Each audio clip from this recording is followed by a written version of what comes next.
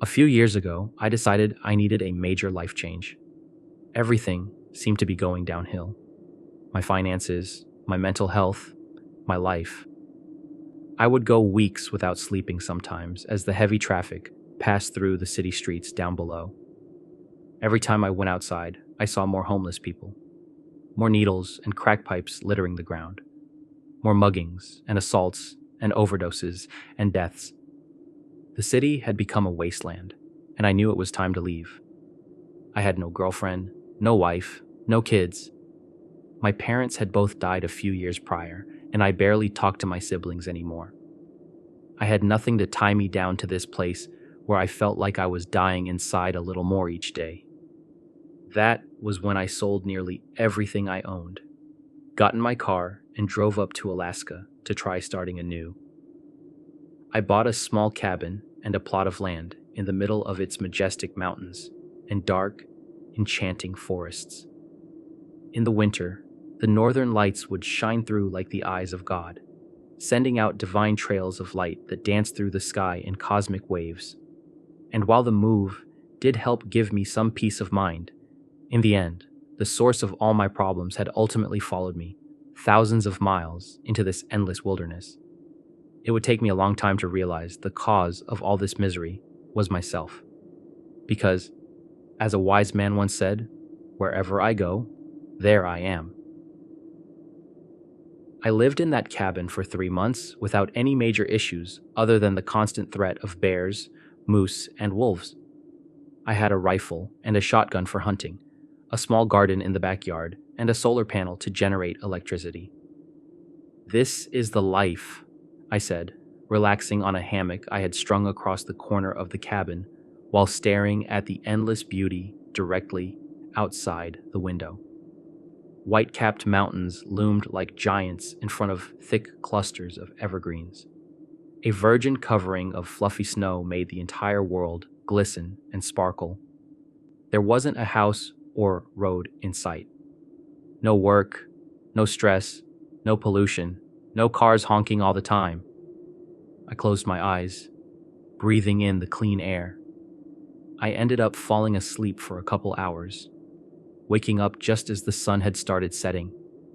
Bright orange streaks mixed with the bloody smears of the fading light as it disappeared behind the mountains.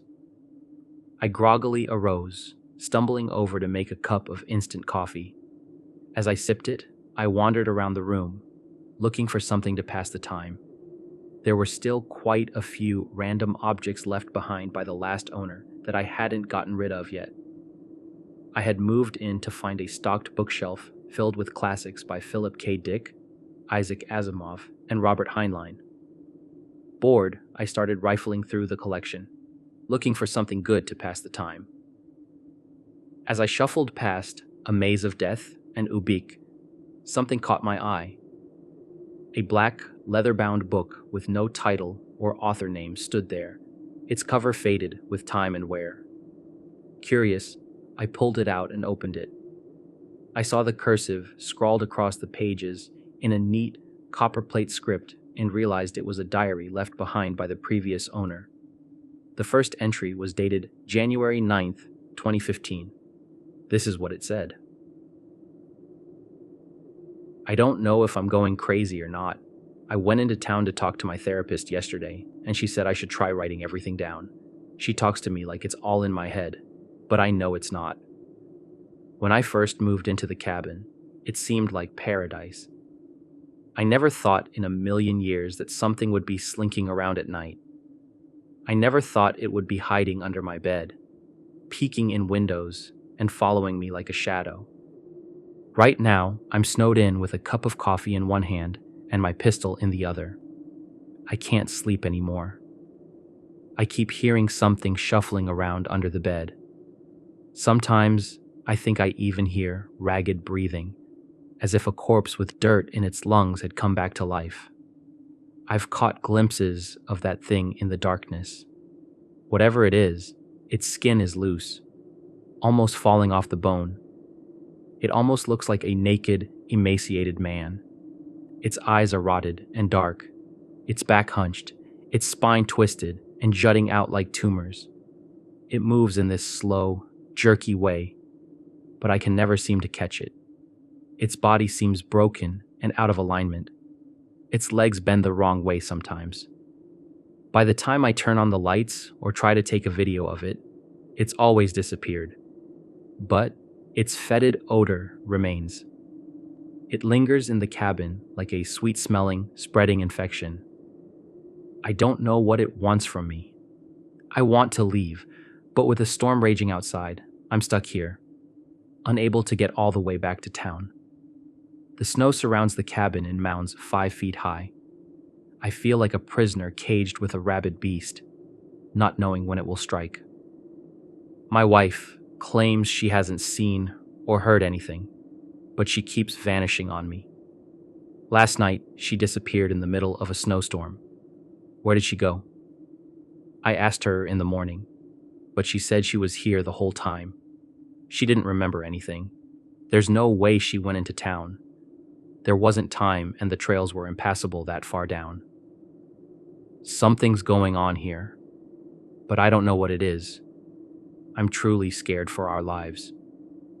I slammed the diary shut, not wanting to read anymore. I didn't want to become infected by some kind of contagious cabin fever. If the last owner had gone insane in the mountains and started hallucinating naked corpses crawling around, I really didn't want to know. I shoved the diary back in the bookshelf, going for a maze of death instead. I tried to forget what I had read in the diary as I flew through the novella. All night, I tried to get the image of the naked, twisting man with rotted eyes out of my head, but I couldn't. I eventually fell asleep right before dawn. But as my eyes were closing, I thought I saw a silhouette in the window, a starved man with excited black eyes that seemed to be rotting out of his skull. I thought I saw him put his inhumanly long fingers against the glass as he leaned forward. I blinked, sitting up and glancing out into the white, snow-covered wonderland. There was nothing there. Another hunter occasionally followed the deer trails near my cabin. A frozen lake stood a quarter-mile away, the surface white and covered in thick drifts of snow. I bundled up, deciding to go outside for a hike in the frigid dawn. I strapped on my snowshoes and grabbed my shotgun, as I always did when I went outside. I never knew when a polar bear might be waiting around the next tree, after all. I opened the door, seeing footprints pressed into the snow all around my house. At first, I thought it was that silhouette I had seen, the nightmarish thing from the diary. But the footprints didn't go over to my window. They followed the trail 20 feet away, veering off towards the frozen lake at the bottom of the hill. I glanced down in that direction, seeing a black figure plodding slowly forward. "Steve!" I cried, recognizing my only neighbor in a 4-mile radius. He had a cabin about a mile away on his own little plot of land. He jumped, clearly startled by the sudden noise. His black snow pants and heavy fur coat swished together as he spun, raising his rifle high. When he saw me, he immediately lowered it and put a gloved hand up in a friendly greeting. "Hey, Josh!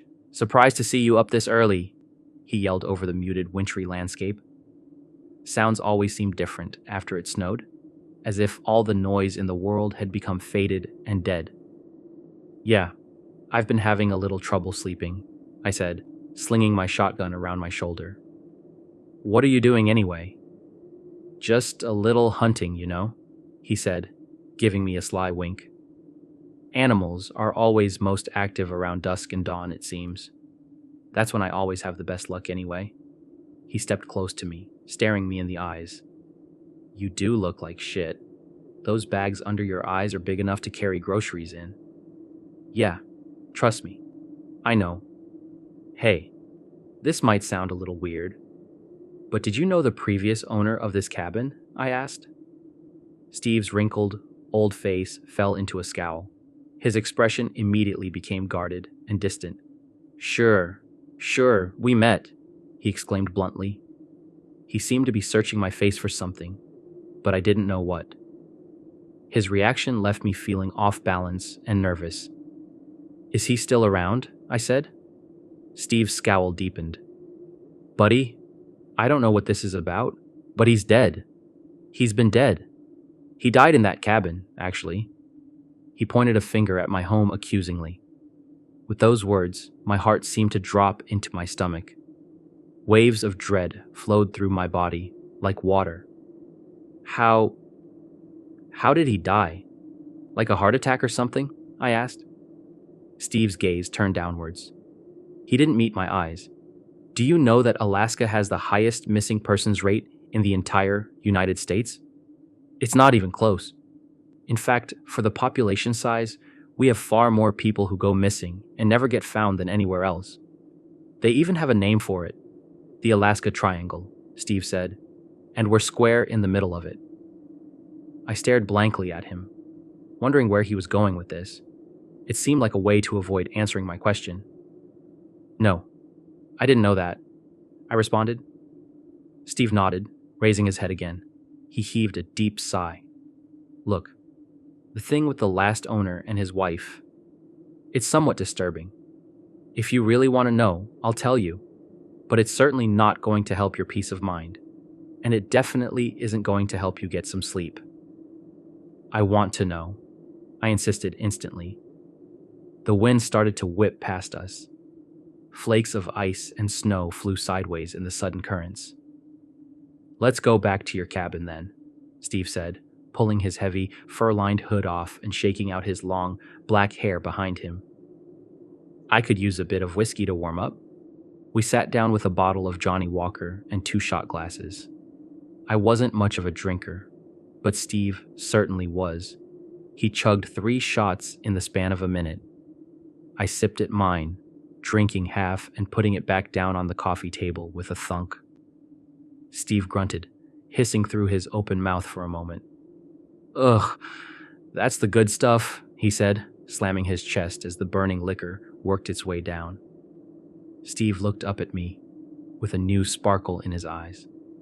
"Huh, so you want to know about what happened to Will Lenning? Well, I'll tell you that no one really knows the whole story.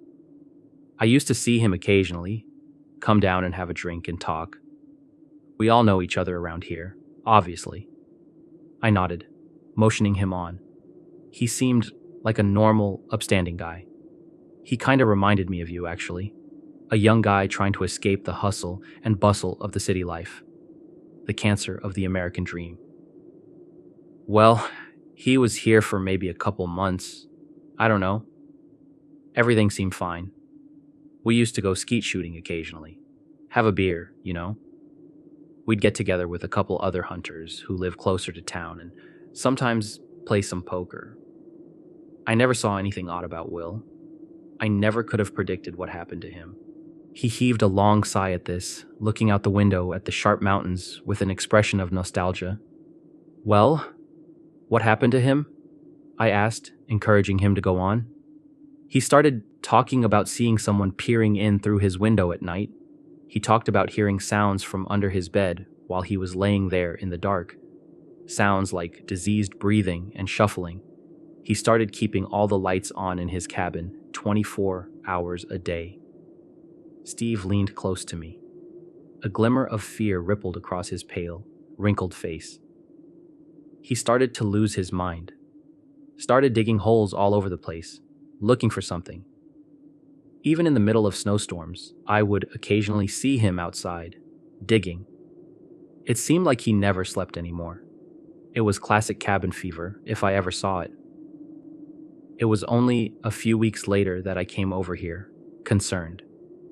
I hadn't heard from him in a few days, which was fairly unusual.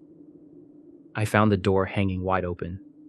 Propped up in a chair in the exact spot where you now sit, Will lay with a blast hole showing clear through his skull, a shotgun laying at his feet. And next to him, I found a blood-stained diary open to the middle page. The last entry was stained with blood spatter, but still visible. I remember leaning down and reading it.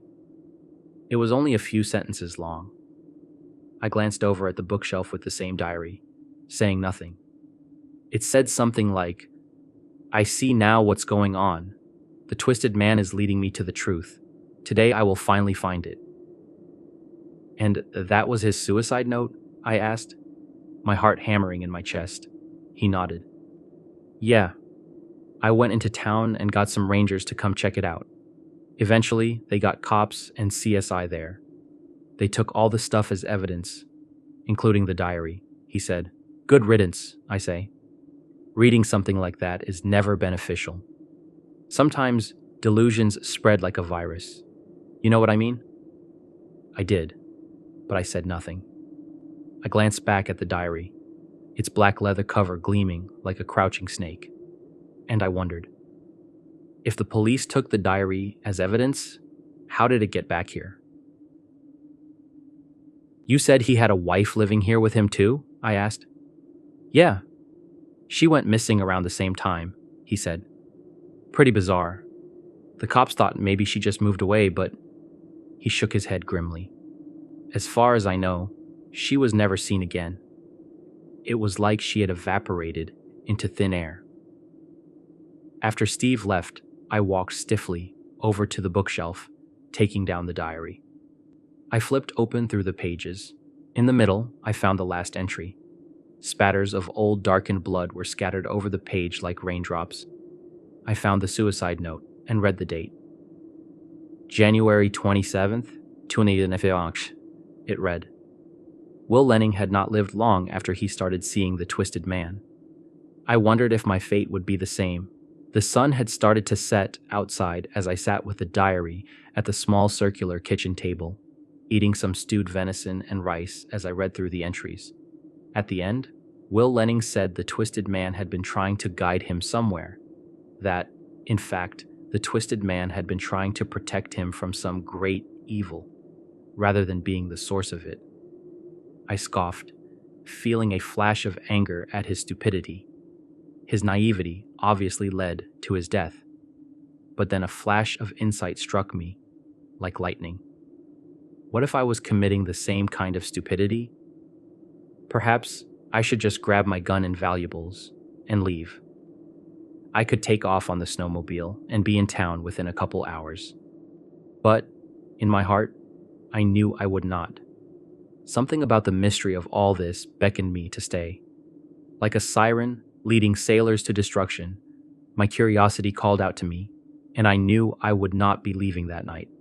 I needed answers, and, sadly, I would find them. I had fallen asleep with an empty bottle of beer in my hand. I sat in front of the TV, which only got satellite reception.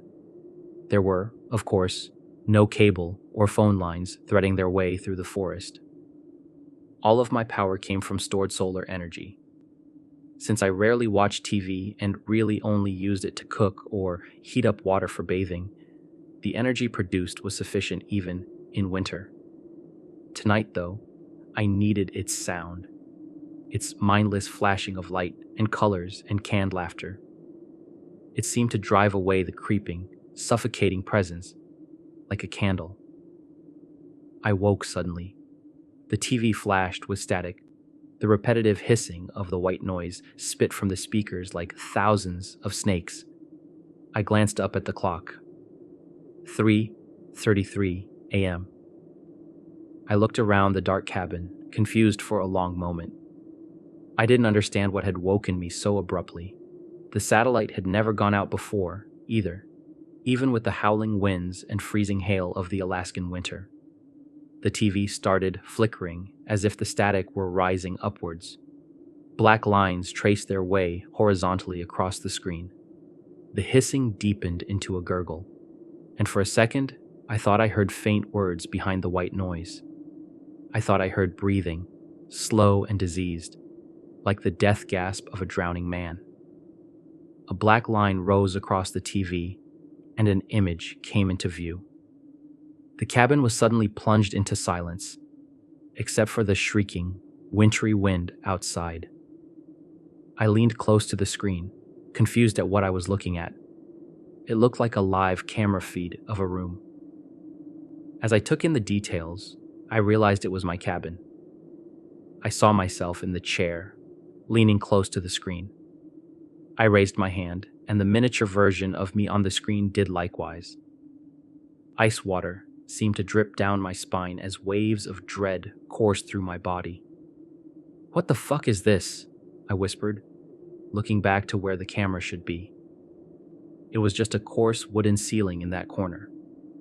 I turned back to the screen and nearly screamed. The TV showed a pale, naked man crouching directly behind my chair now. With jerky movements, he rose, his broken spine twisting and shivering. A hissing voice rang out from the speakers. It spoke as if it had dirt and writhing maggots in its throat. "He is a killer. The shadow of death," it gurgled. "Many have fallen.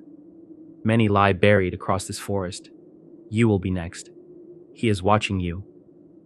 Long broken fingers with blackened nails reached out to touch my shoulders. I jumped out of the chair, stumbling back as I spun around in terror.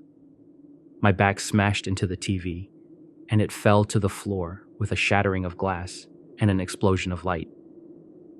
In those few moments, before the darkness descended on me like a blanket, I thought I glimpsed a pale, sunken face with rotted, blackened eyes peeking out from behind the chair. I turned on every light in the cabin, but there was no sign of the twisted man now. I knew I had to get out of there, though. I thought about the warning that the voice had spoken. If the creature wanted to attack me, then why hadn't it just killed me while I was sleeping? None of it made sense. Who was watching me? The twisted man? And if he was, why warn me? Perhaps it was psychological warfare, I thought to myself. Perhaps the twisted man simply liked to play with his food before he ate it. Thoughts raced through my head at 1,000 miles an hour as I threw on snow pants and a couple heavy sweaters and coats. I covered up my entire body as much as I could to try to prevent frostbite. I had made up my mind to flee. There was no snowstorm tonight, though the entire landscape was blanketed in it, and I knew the wind chill would be like an ice blade whipping against my skin. It was extremely dangerous to travel in the middle of the night like this in temperatures that might reach -30 degrees. Steve had been right. After all, Alaska had the highest missing persons rate of any state, and many of them were never found, their bodies likely frozen solid in the deep snow dozens of miles from the nearest town. I grabbed my shotgun, jumped on my snowmobile, and started heading to Steve's cabin. I hoped I could wait there until the sunrise, and then figure out what to do next. But fate would take the decision out of my hands. I felt like there were eyes watching me as I drove along the narrow, winding deer trail. The boughs of the evergreens reached into the path like greedy hands, grabbing at my coat and legs. More than a couple times, I thought I saw a pale, naked figure standing in the snow, but it had always gone when I turned to look. I gave a sigh of relief when Steve's place appeared in the distance. I could see the lights twinkling through the small windows of his log cabin. I pulled up next to his door, looking down. I saw 2 pairs of footprints there, one much smaller than the other. I found it odd, but shrugged it off. The snowmobile cut out with a sucking gurgle. I knocked on the door hard a few times. Steve appeared after a few moments, groggy and half-dressed.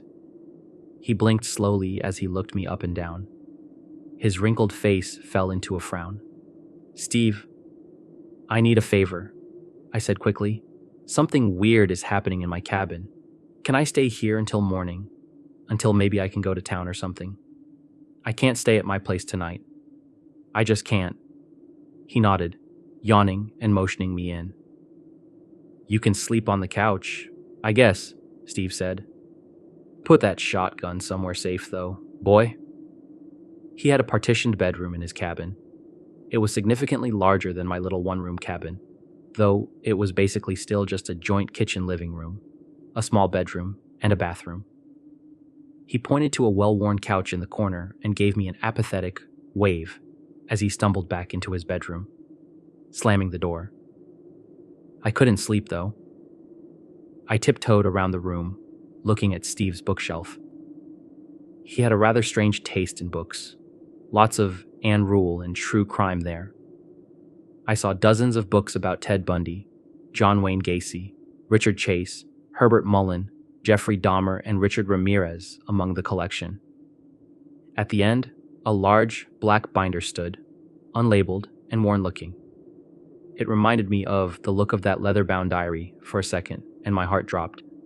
But, logically, I knew this was just a coincidence.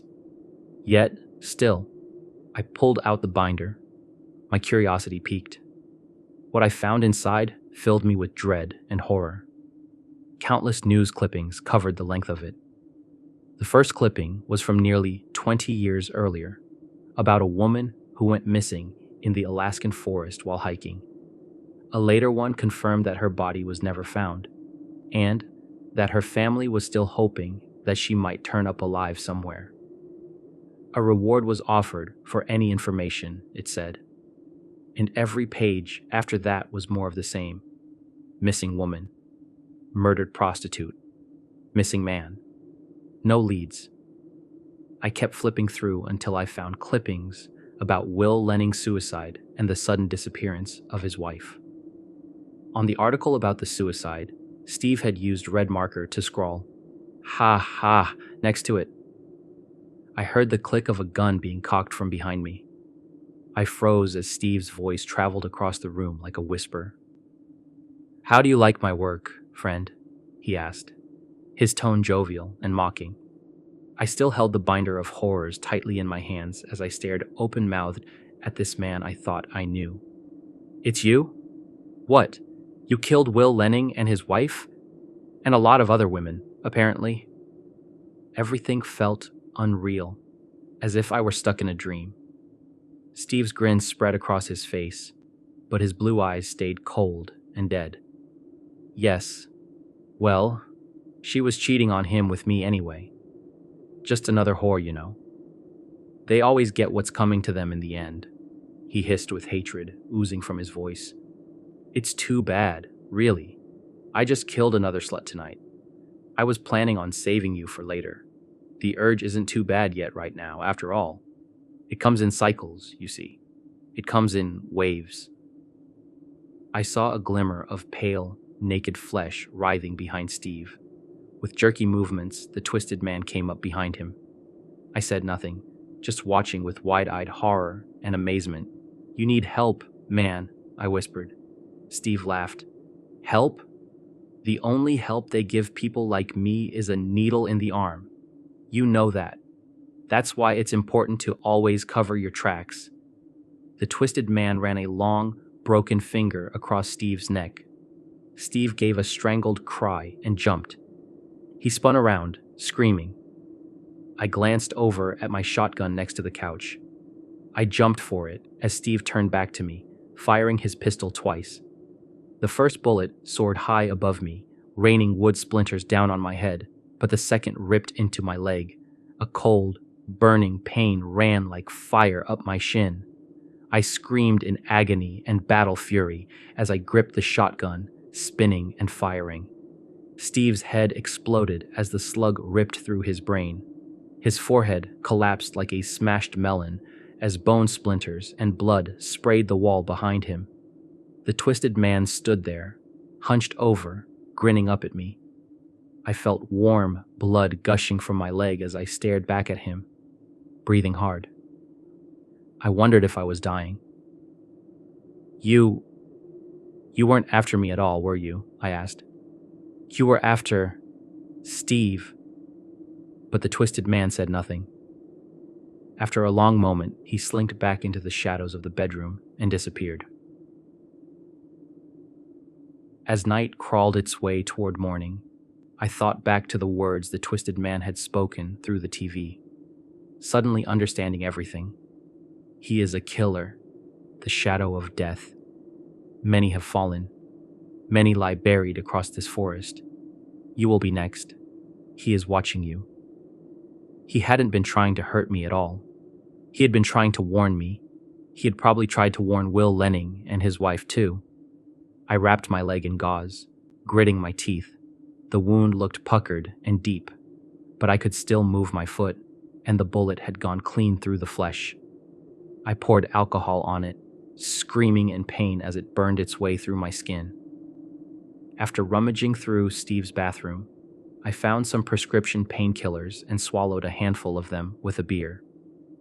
I knew I would need the opiate high to get through the pain of riding into town with a mutilated leg. As the sun finally rose, I made my way outside the blood-stained floors of the cabin to my snowmobile. Before I left, I glanced back at that horrid place, the scene of so much torment and death. In the open doorway, the twisted man stood, his back hunched, his rotted lips grinning at me. His hand lifted up into the air with jerky movements and waved. I waved back as I started the engine and headed into town.